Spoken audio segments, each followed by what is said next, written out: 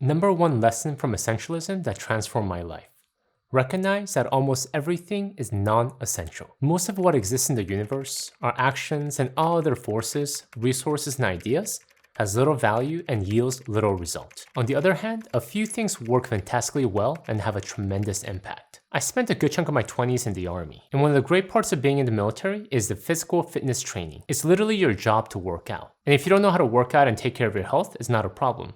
They will tell you. They'll tell you to run that way for X number of miles, do X number of push-ups, carry the sandbag from here to there, eat this, drink water now. And as long as you do what they tell you to do, you'll be in a great shape. Well, if there's a downside to all this, it's that I really didn't understand what it took to remain in great shape after the army. Thus, when I left the army, I started to get a little heavier around the waist because there was no longer anyone telling me how I should work out and what I should eat. It was all on me now. And if you know anything about the fitness industry, just like the financial industry, there's a lot of junk out there. This diet, this workout, this machine. And if you're not careful, you can spend a lot of your energy going down the wrong path without any results to show for it. So I decided to get my hands on as many fitness and health books I could find and did my own research. And what I realized was that almost everything the fitness industry was telling us about losing weight and living a healthy life was non-essential. The essentials to living a healthy life are simple and straightforward. Eat more whole foods, exercise regularly, sleep 8+ hours every night, and minimize stress. If you can do these essentials, you're doing better than most people out there. Bottom line, recognize almost everything is non-essential. Identify the vital few and eagerly eliminate the trivial many. The number two lesson from Essentialism that transformed my life. Recognize that you can't have it all. Recognize that life is all about trade-offs. A lot of highly motivated people get caught up in this all the time, saying yes to as many things as possible, trying to fit them all within the tightest window of time. They say yes to a request even though they have a huge deadline later that day. They promise to swing by your office later that day even though they already have an obligation the exact same time. These people are trying to have it all, and if we're honest, we're all a little guilty of it as well. If we're honest, who doesn't want to do it all? However, the brutal reality is that this is impossible. We can't do two things at once, and we can't be at two places at once. So we have to accept the brutal reality that life is all about trade-offs and get comfortable with that fact. But do you know what you shouldn't trade off on? A great online bank to hold your money. Thus, I'm excited to share with you a great online bank option, SoFi, and their checking and high yield savings account. Not only do they offer excellent competitive rates, you pay no account fees, you can earn up to $250 when you sign up and set up direct deposits, and access additional FDIC insurance up to $2 million. Of course, terms apply. Yes, you can't have it all. Often, you can't have the cake and eat it too. But when it comes to a great online bank, SoFi comes pretty close. Excellent user interface, competitive rates, and strong customer service. So if you've been on the search for a great online bank, make sure to check out SoFi. And if you use my special link, which I'll have in the description below, you'll be supporting this channel as well. Alright, with that said, let's get back to the video. The number three lesson from Essentialism that transformed my life. Identify what really matters. This really is the core message of this book. When we come to an acceptance that almost everything is non-essential and we have to make trade-offs, can we come to the hard question of then what? What really matters? What is the essential that I want to go really big on? And this is not an easy question to answer. Most of us are not used to identifying what is most essential for ourselves. In my 20 years of professional career in both the military and the corporate world, my essential was most often dictated by someone else. When I was a brand new lieutenant, my company commander told me what my essential duty was. When I was a manager overseeing a team of analysts, our CEO told me what the company's essential priorities were. And I developed the team's priorities based on that guideline. Thus, the question of what my essential was a hard one for me to tackle. But this is what I realize. If you don't prioritize your life, someone else will. So despite how uncomfortable it may be, I feel strongly that this is an essential skill that we must all learn to develop. Alright, so what are some practical strategies to help us do that? Which leads to the next lesson. The number four lesson from Essentialism that transformed my life. Want to work on what really matters? Find solitude. Without great solitude, no serious work is possible. If you want to identify your priorities in areas of your life and work that are essential, you need space to escape. As I mentioned earlier, there are so many things within our lives that are non-essential. And if we don't have the space to think, it's really hard to discern the essential few from the trivial many. Sir Isaac Newton, in order to work on his famous paper, Principia Mathematica, spent almost 2 years in solitary confinement. When asked how he had discovered the law of universal gravitation, he replied, by thinking on it continually. By intentionally carving out a space and time for intense concentration, he was able to explore the essential elements of the universe and discovered a breakthrough that shaped scientific thinking for the next 300 years. Now, we may not all end up with breakthrough discoveries like Sir Isaac Newton, but solitude can at least help us identify our priorities. The number five lesson from Essentialism that transformed my life.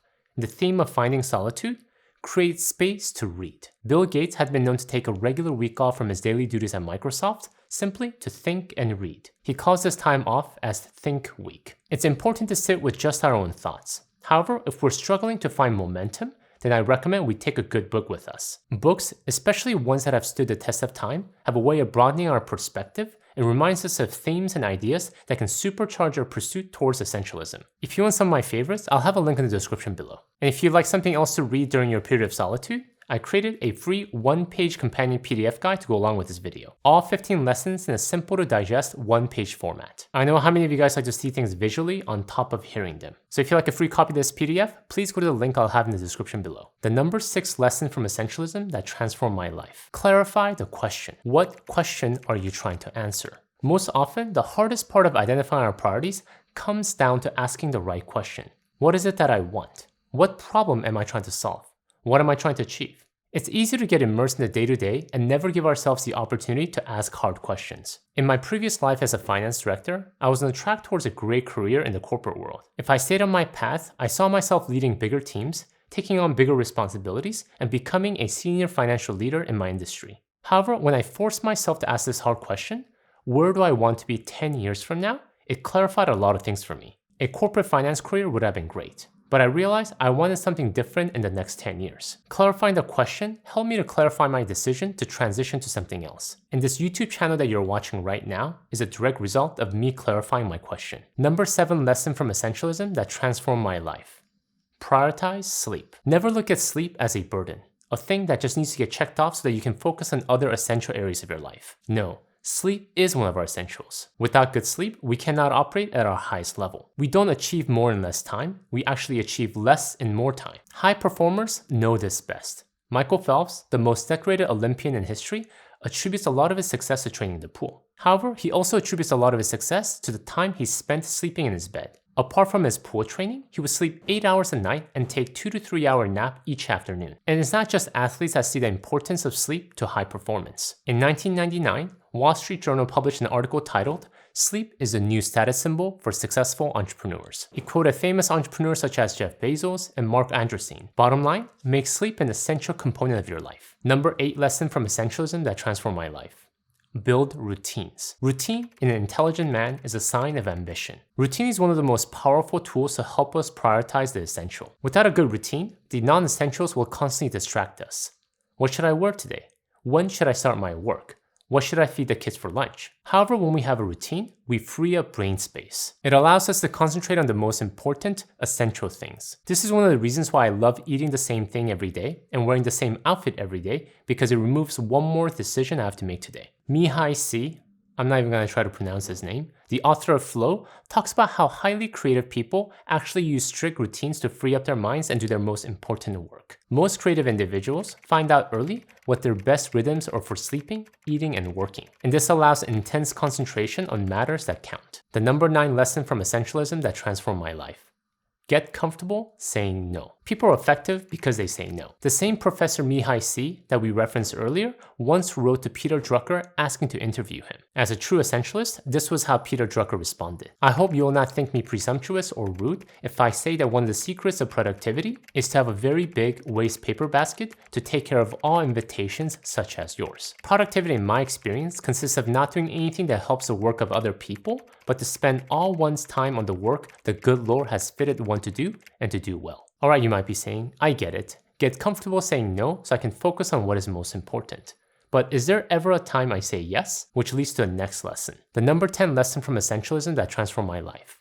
If you say no to most things, then only say yes when it is a definite yes. Be super selective about what you commit to. Unless you see yourself being super excited about the request or the project, default to no. Derek Sivers, a popular TED speaker and the author of Anything You Want, talks about how in job interviews, if he wasn't blown away by any of the candidates he interviewed, he would say no to all of them. If he wasn't excited by a conference, he would just skip all of them and just stay home. If it's not a clear yes, then it's a clear no. The number 11 lesson from Essentialism that transformed my life. Celebrate small wins. Every day, do something that will inch you closer to a better tomorrow. Progress is one of the most powerful forms of human motivation. When I work out, I love to mark how many reps I completed on a whiteboard. It gives me a proud sense of accomplishment. I'm moving forward, and each marker represents that progress. We can identify all the essential priorities in our lives. However, if we're not making any progress on them, they're just dreams. So if an essential priority seems daunting, break it down into small, manageable chunks and celebrate the small wins. Instead of saying I'm going to work out 5 hours this week, break it down to I'm going to work out 30 minutes today. And within that 30 minutes, I'm going to do 8 sets of 6 reps each. This way, each rep, each set are small wins to be celebrated, and this keeps us motivated and moving forward. A small concrete win creates momentum and affirms our faith in our further success. The number 12 lesson from Essentialism that transformed my life.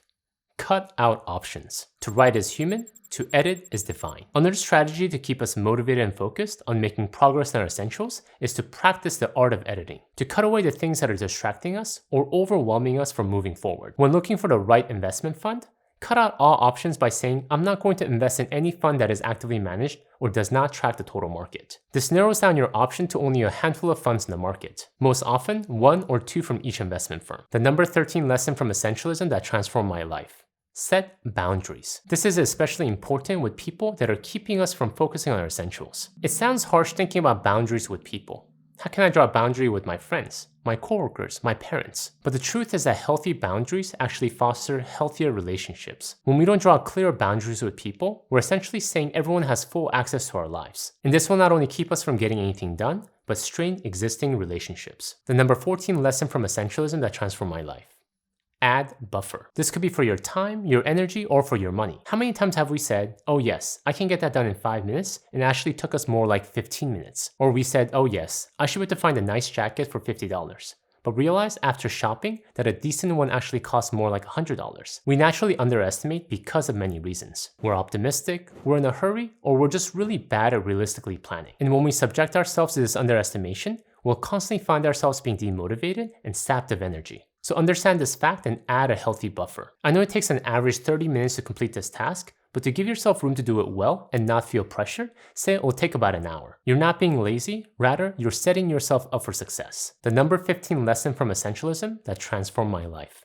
Cut your losses. At times, it just makes sense to cut our losses and move on. Sunk cost bias is a tendency to continue to invest in something that isn't working out. We do it because we already sunk our time, money, and energy that cannot be recouped. The more we invest into it, the harder it is to let go.